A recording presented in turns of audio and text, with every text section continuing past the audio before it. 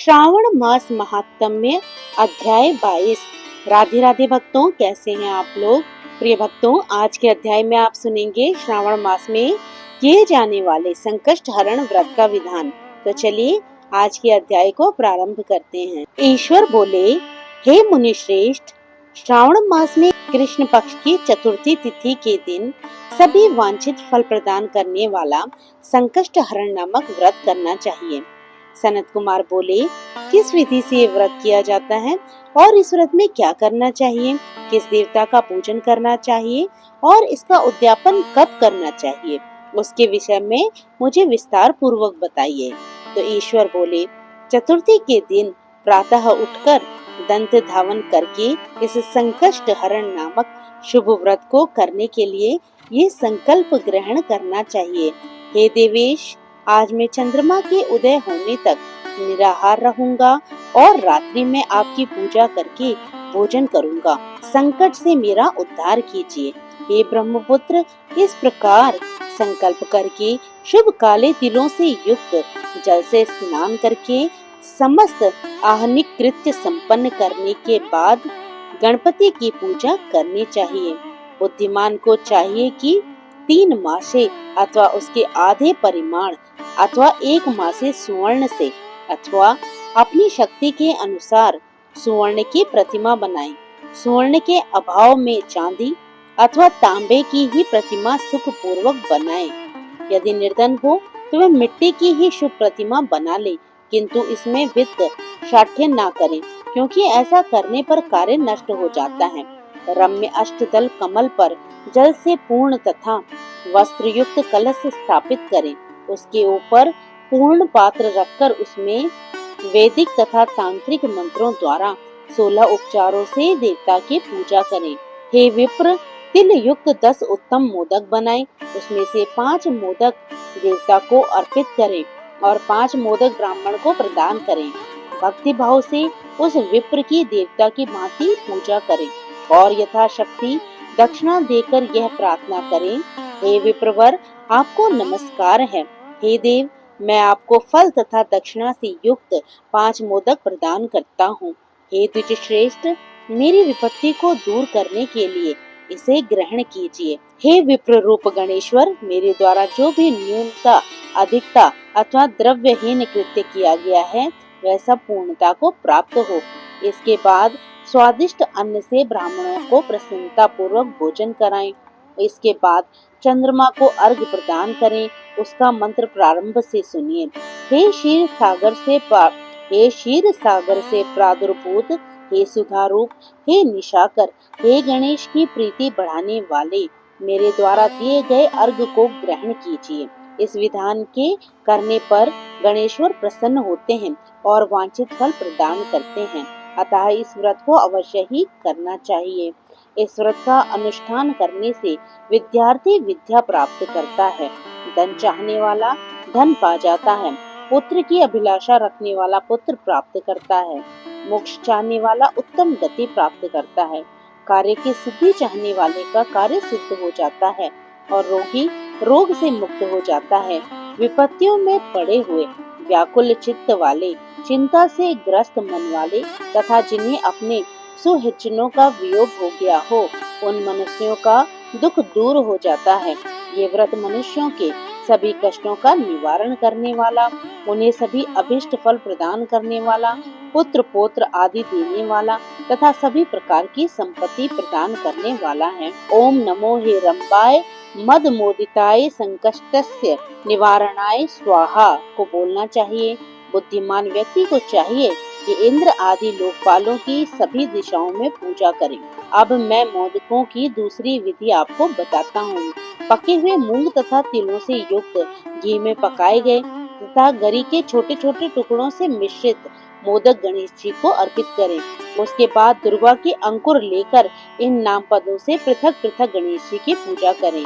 उन नामों को मुझसे सुनिए। हे गणाधिप, हे उमापुत्र, हे अघनाशन, हे एकदंत, हे इभवक्त्र, हे मूषक वाहन, हे विनायक, हे ईश पुत्र, हे सर्व सिद्धि प्रदायक, हे विघ्नराज, हे स्कंद गुरु, हे सर्व संकष्ट नाशन, हे लंबोदर, हे गणाध्यक्ष, हे धूमकेतु, हे भालचंद्र, हे सिंदूरासुर मर्दन, हे विधा निधान, हे विकट, हे शूर्पकर्ण, आपको नमस्कार है।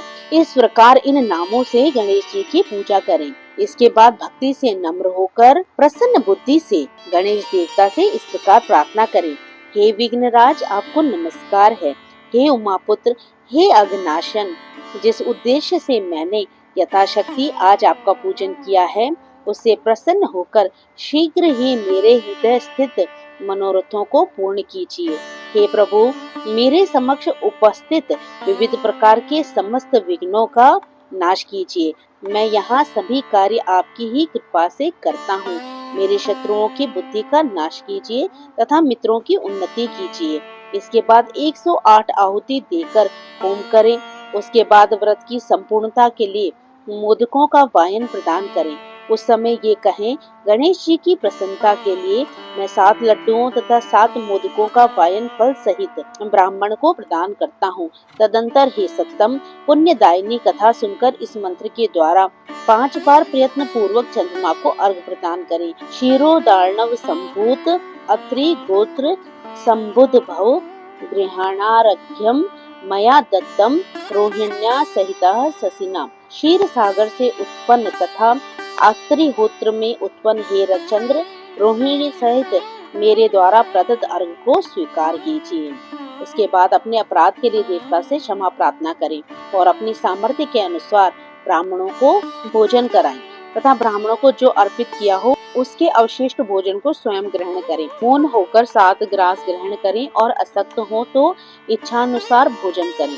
इसी प्रकार 3 मास अथवा 4 मास तक विधान पूर्वक इस व्रत को करें। उसके बाद बुद्धिमान को चाहिए कि 5वें महीने में उद्यापन करें। उद्यापन के लिए बुद्धिमान को अपनी सामर्थ्य के अनुसार स्वर्णमयी गणेश की प्रतिमा बनानी चाहिए। उसके बाद उस भक्ति संपन्न मनुष्य को पूर्वोक्त विधान से चंदन, सुगंधित द्रव्य तथा अनेक प्रकार के सुंदर पुष्पों से पूजा करनी चाहिए और एकाग्रचित होकर नारिकेल फल से अर्घ प्रदान करना चाहिए। पायस से युक्त सूप में फल रखकर और उसे लाल वस्त्र से लपेटकर ये वायन भक्त ब्राह्मण को प्रदान करें। साथ ही स्वर्ण की गणपति की प्रतिमा भी दक्षिणा सहित उन्हें दे। व्रत की पूर्णता के लिए एक आढ़क तिल का दान करें। उसके बाद विघ्नेश प्रसन्न हो ऐसा कहकर देवता से क्षमा प्रार्थना करें। इस प्रकार उद्यापन करने से अश्वमेघ यज्ञ का फल प्राप्त होता है और मनोवांछित सभी कार्य सिद्ध हो जाते हैं। हे सत्तम, पूर्व कल्प में स्कंद कुमार के चले जाने पर पार्वती ने मेरी आज्ञा से 4 महीने तक इस व्रत को किया था। तब 5वें महीने में पार्वती ने कार्तिकेय को प्राप्त किया था। समुद्र पान के समय अगस्त जी ने इस व्रत को किया था और 3 माह में विघ्नेश्वर की कृपा से उन्होंने सिद्धि प्राप्त कर ली थी। हे विपेंद्र, राजा नल के लिए दमयंती ने 6 महीने तक इस व्रत को किया था। तब नल को खोजती हुई दमयंती को वो मिल गए थे।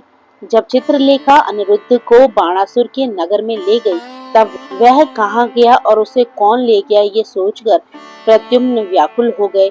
उस समय प्रद्युम्न को पुत्र शोक से पीड़ित देखकर रुक्मणी ने प्रेम पूर्वक उससे कहा, हे पुत्र, मैंने जो व्रत अपने घर में किया था उसे मैं बताती हूँ, उसे ध्यान पूर्वक सुनो। बहुत समय पहले जब राक्षस तुम्हें उठा ले गया था, तब तुम्हारे वियोग जन्य दुख के कारण मेरा हृदय विदीर्ण हो गया था। मैं सोचती थी कि मैं अपने पुत्र का अति सुंदर मुख कब देखूंगी। उस समय अन्य स्त्रियों के पुत्रों को देखकर मेरा हृदय विदीर्ण हो जाता था। कहीं अवस्था सामने से ये मेरा ही पुत्र तो नहीं, इसी चिंता में व्याकुल मेरे अनेक वर्ष व्यतीत हो गए। तब देवयोग से लोमश मुनि मेरे घर आ गए। उन्होंने सभी चिंताओं को दूर करने वाला संकष्ट चतुर्थी का व्रत मुझे विधि पूर्वक बताया और मैंने 4 महीने तक इसे किया। उसी के प्रभाव से तुम सम्रासुर को युद्ध में मारकर आ गए। अतः हे पुत्र, इस व्रत की विधि जानकर तुम भी इसे करो, उससे तुम्हें अपने पुत्र का पता चल जाएगा। हे विप्र, प्रद्युम्न ने ये व्रत करके गणेश जी को प्रसन्न किया। तब नारद जी से उन्होंने सुना कि अनिरुद्ध बाणासुर के नगर में है। इसके बाद बाणासुर के नगर में जाकर उससे अत्यंत भीषण युद्ध करके और संग्राम में शिव सहित बाणासुर को जीतकर पुत्र वधु सहित अनिरुद्ध को प्रद्युम्न घर लाए थे। हे मुनि, इसी प्रकार अन्य देवताओं तथा असुरों ने भी विघ्नेश की प्रसन्नता के लिए व्रत किया। हे सनत कुमार, इस व्रत के समान सभी सिद्धियां देने वाला इस लोक में कोई भी व्रत, तप, दान और तीर्थ नहीं है। बहुत कहने से क्या लाभ, इसके तुल्य कार्य सिद्धि करने वाला दूसरा कुछ भी नहीं है। अभक्त, नास्तिक तथा शठ को इस व्रत का उपदेश नहीं करना चाहिए, अपितु पुत्र, शिष्य, श्रद्धालु तथा सज्जन को इसका उपदेश करना चाहिए। हे विप्र श्रेष्ठ, हे धर्मिष्ठ, हे विधि नंदन, तुम मेरे प्रिय हो तथा लोकोपकार करने वाले हो, अतः मैंने तुम्हारे लिए इस व्रत का उपदेश किया है। इस प्रकार श्री स्कंद पुराण के अंतर्गत ईश्वर सनत कुमार संवाद में श्रावण मास महात्म्य में चतुर्थी व्रत कथन नामक 22वां अध्याय पूर्ण हुआ। इससे आगे की कथा आप आने वाले अध्याय में सुनेंगे। तो भक्तों, कैसा लगा आपको ये अध्याय, कमेंट करके बताइएगा। अच्छा लगा हो तो लाइक कीजिएगा। अगर आप मेरे चैनल पे नए हो तो प्लीज मेरे चैनल को सब्सक्राइब करना बिल्कुल भी मत भूलिएगा। तो फिर प्रभु का नाम लेते रहिए, पुण्य के भागी बनते रहिए। जय श्री कृष्णा, राधे राधे।